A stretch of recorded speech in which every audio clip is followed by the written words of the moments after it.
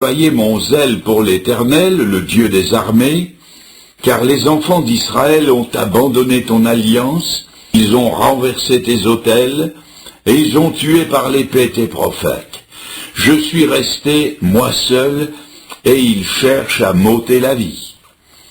L'Éternel lui dit, va, reprends ton chemin par le désert jusqu'à Damas, et quand tu seras arrivé, tu oindras Hazaël pour roi de Syrie. Tu oindras aussi Jéhu, fils de Nimshi, pour roi d'Israël, et tu oindras Élisée, fils de Shaphat, pour prophète à ta place. Et il arrivera que celui qui échappera à l'épée de Hazaël, Jéhu le fera mourir. Et celui qui échappera à l'épée de Jéhu, Élisée le fera mourir. Mais je laisserai en Israël 7000 hommes, tous ceux qui n'ont point fléchi les genoux devant Baal et dont la bouche ne l'a point baisé. Élie partit de là, et il trouva Élisée, fils de Shaphat, qui labourait. Il avait devant lui 12 paires de bœufs, et il était avec la 12e. Élie s'approcha de lui, et il jeta sur lui son manteau.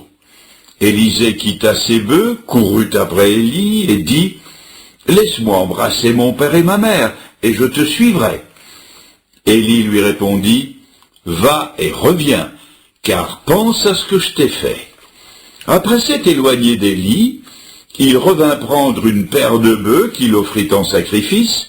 Avec l'attelage des bœufs, il fit cuire leur chair et la donna à manger au peuple. Puis il se leva, suivit Élie et fut à son service.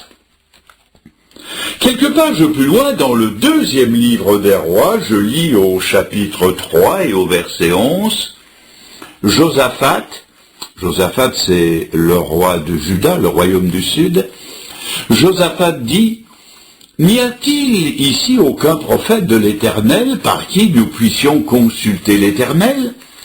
L'un des serviteurs du roi d'Israël répondit, « Il y a ici Élisée, fils de Shaphat, qui versait l'eau sur les mains d'Élie. » Et Josaphat dit, « La parole de l'Éternel est avec lui. » Ensuite, dans le Nouveau Testament, dans l'Épître aux Philippiens, je lis au chapitre 2, verset 22, la recommandation de l'apôtre Paul concernant Timothée. « Vous savez qu'il a été mis à l'épreuve en se consacrant au service de l'Évangile avec moi comme un enfant avec son père. » La Bible débute par cette parole pleine de majesté. Au commencement, Dieu. Dieu est au commencement de toutes choses. C'est ce que nous dit le prologue de l'Évangile de Jean en parlant de Jésus-Christ. Au commencement était la parole était avec Dieu, la parole était Dieu.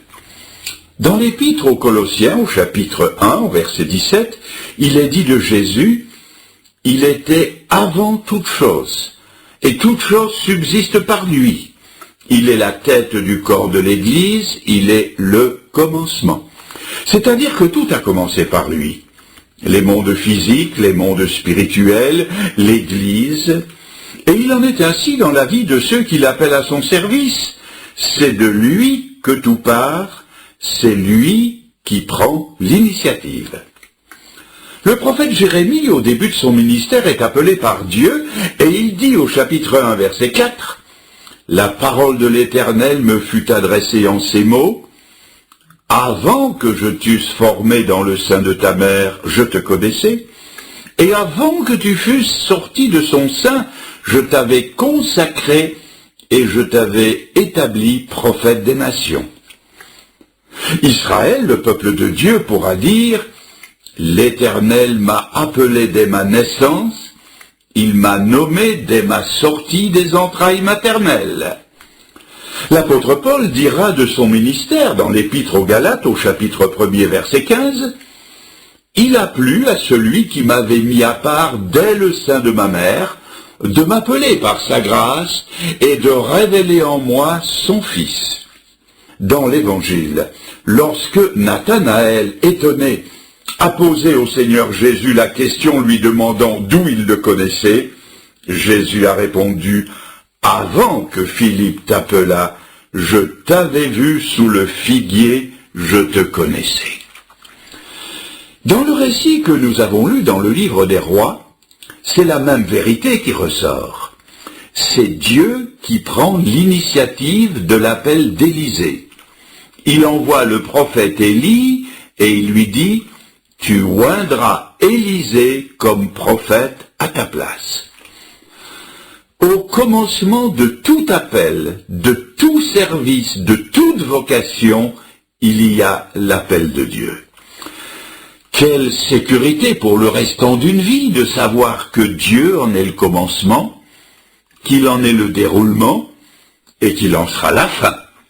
C'est vrai pour chacun de nous, car dans l'Épître aux Éphésiens, au chapitre 2, versets 8 et 9, il est écrit que nous sommes son ouvrage, nous avons été créés en Jésus-Christ pour des bonnes œuvres qu'il a préparées d'avance afin que nous les pratiquions.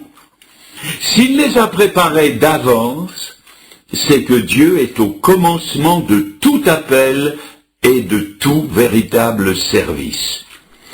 Mais si Dieu est au commencement, notre responsabilité, c'est d'entrer dans cette préconnaissance de Dieu et de montrer l'estime que nous donnons à l'honneur qui s'y attache en y répondant favorablement.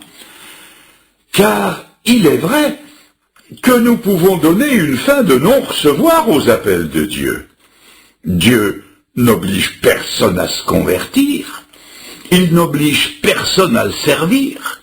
Dieu peut nous convaincre, il peut nous presser, il peut nous obliger à entendre sa parole, mais il nous appartiendra toujours de répondre à son appel.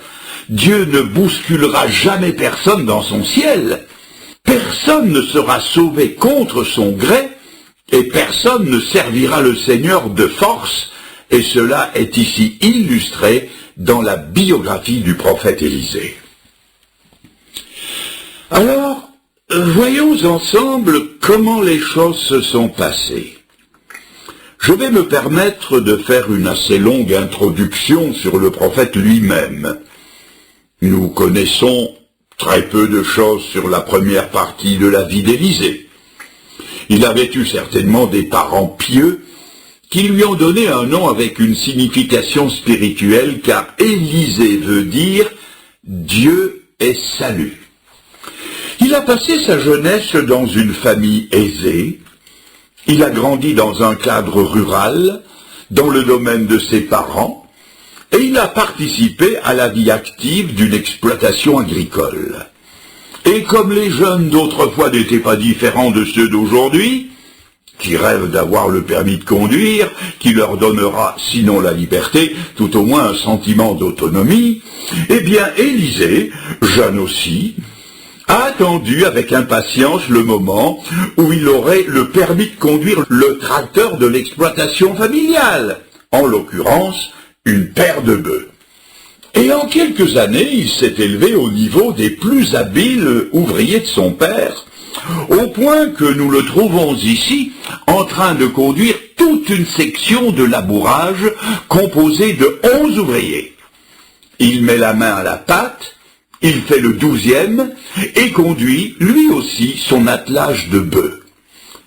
Son avenir est assuré, il n'a plus maintenant qu'à continuer l'entreprise familiale.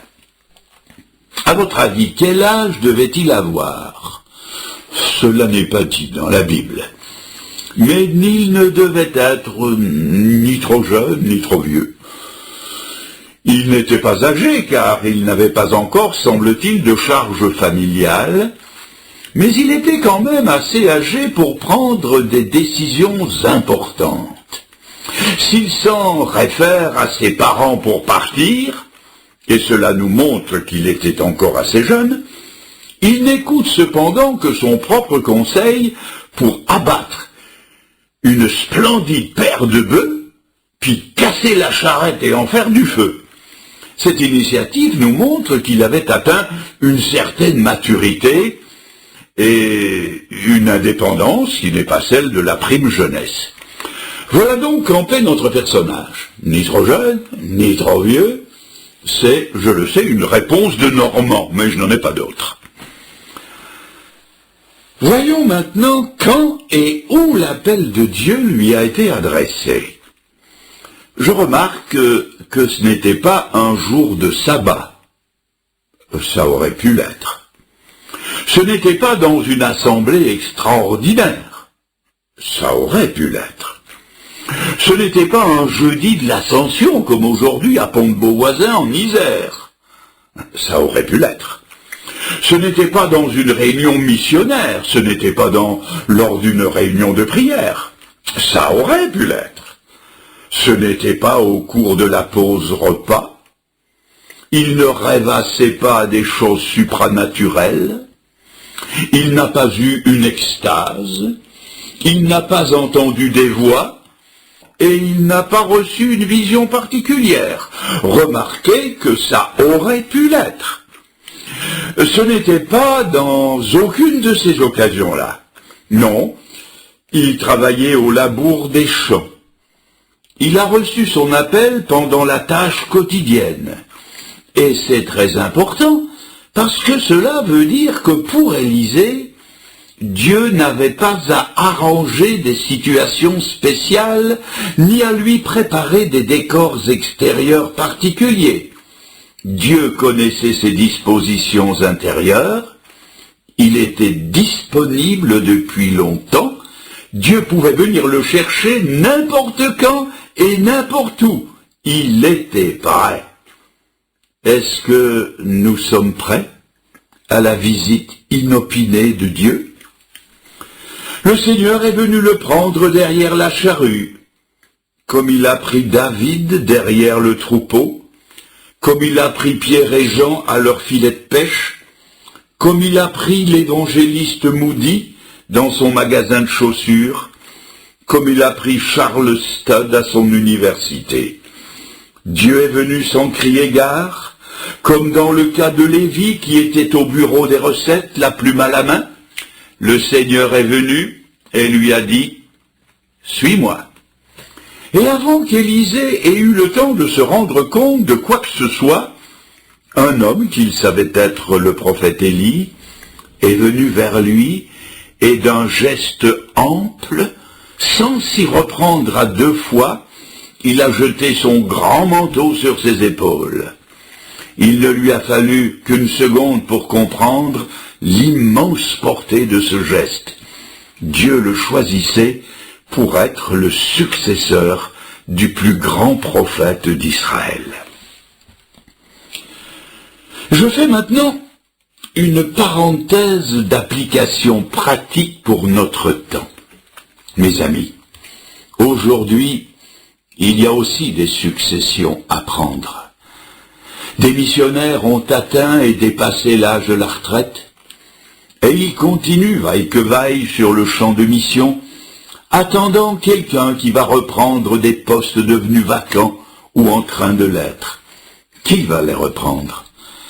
Quand je pense aux évangélistes itinérants qui parcourent nos pays francophones, il y a aussi des postes qui bientôt seront vacants. Selon la norme des choses, j'ai atteint et dépassé les 2/3 de ma carrière d'évangéliste. Les missions partout clament leur besoin d'enseignants qualifiés sur les champs de mission. Des médecins, des infirmières remplissent 1 fois et demie un horaire normal. D'excellents conducteurs sont repris auprès de Dieu. Il y a des vides qui se font et des Élis inquiets portent des regards autour d'eux pour trouver des caractères valables sur lesquels ils pourront jeter leur manteau. Dans nos églises et assemblées, des responsables, des diacres, des anciens, des pasteurs, des moniteurs passent. Et qui va les remplacer? Il y a, je le répète, des successions à prendre dans tous les domaines de l'activité chrétienne. Élisée a donc été appelé par Dieu et a répondu présent à cet appel. Voyons maintenant à quoi il a été appelé. Remarquez qu'il n'a pas été appelé à être d'emblée le prestigieux successeur du prophète Élie. Dans un sens, c'est vrai,